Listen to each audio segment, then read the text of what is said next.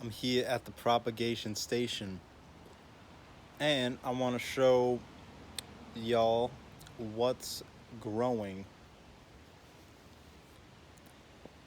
This spot I'm about to show you was literally blank dirt. It was a dirt patch. Grass was barely even growing. And now there's life. So we got the blackberry and raspberry plants over here that I was gifted. We got the copper pipes. You need those. Another little pipe I found. So 1 raspberry, 2, 3 raspberry, 4, 5, like 6 raspberries, and then 1, 2, 3, 4, like another 6 blackberries. So those are all putting on fruit. They went to flower, now they're fruiting. It's a little violet down here, little wild violet, edible. It's pretty good. You can also make a syrup out of this. Some wild thyme that I picked up, put over here. Smells so good.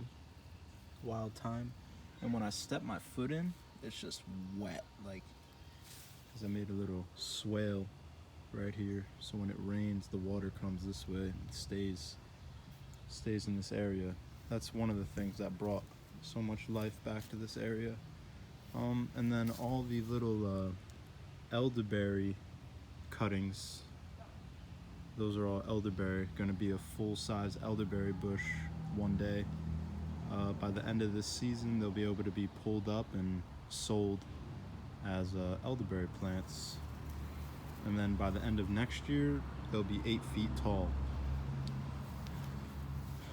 So that's cool. This is called the thimbleberry. Propagating this, it's like a red raspberry, but it's just a cap. It's not the full berry.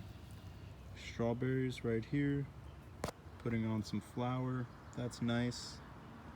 And then some sage, and right back down there is some mint, sage, mint, and thyme, all smelling very nice. Got all the elderberry starts that will be pulled up in the fall. This one strawberry I'm showing, and then that right there, and also right there is a potato. So we got some potatoes that I had planted back in here. It was an experiment. I did them way early, like when it was still cold in March, and some of them took, so that's cool. We got a blueberry bush right in here. That's a wild blueberry, and then we have a cultivated variety of blueberry that I don't know what the variety was, and we have more raspberries and blackberries in here.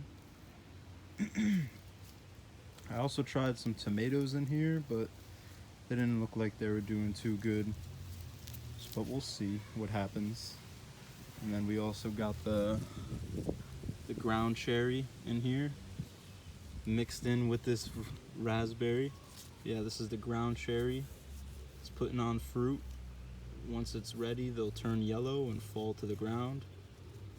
I've heard it tastes like sweet pineapple, so that'll be cool to try, the ground cherry.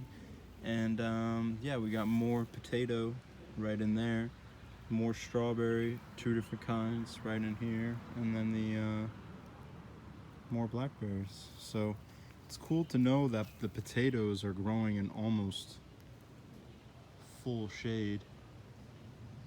All of this stuff is growing in full shade. The raspberries, blackberries, strawberries, they like to grow on woods edges. So if you're thinking about planting some raspberry, blackberry bushes, consider planting them on a wood's edge. They're gonna thrive more so with the fungal bacteria network that's on the wood's edge, rather than if you just planted them right in a field. Oh yeah, and then right here, some fails. This was supposed to be raspberry starts for market. So raspberry plants in the springtime, this is the main plant right here. In the springtime, it sends up little suckers. And then you can take this off and root it. But I did not let it establish its full root system in the water, like grow it hydroponically, kind of like you do with a spider plant in a window.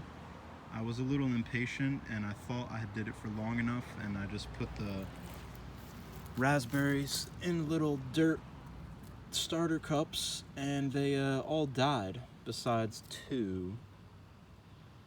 So definitely you need to root the raspberry plant before you put it in the dirt, or it's gonna die. So that's cool to know. We'll get them next year or in the fall. Same thing happened with my apple branches that I was propagating. I had it over in the shade and it was doing great, but then when all the leaves grew in on the trees, I was worried that it may not get enough sun.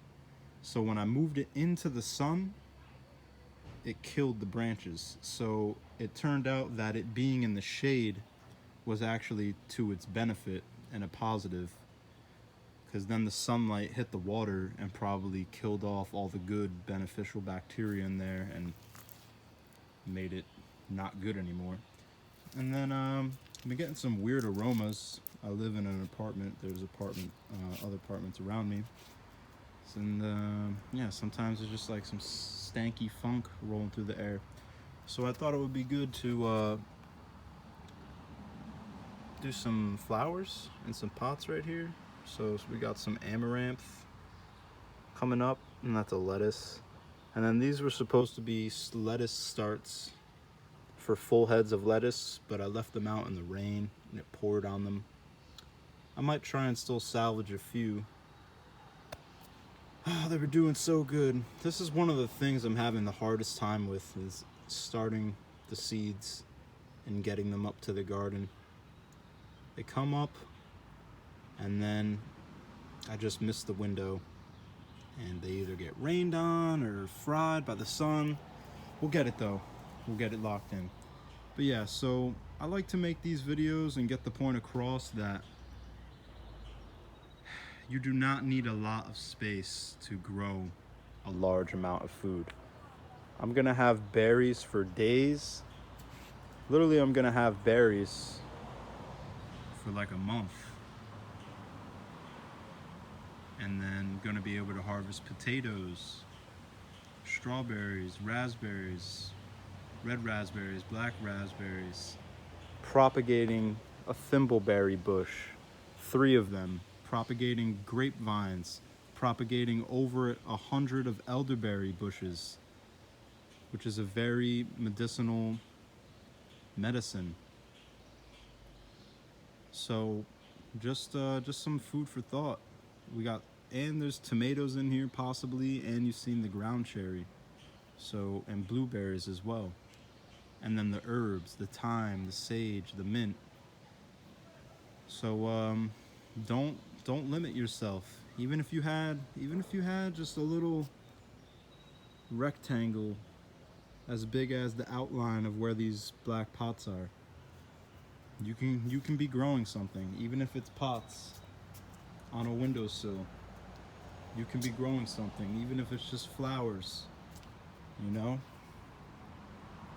But if you don't feel called to, maybe it's not your thing.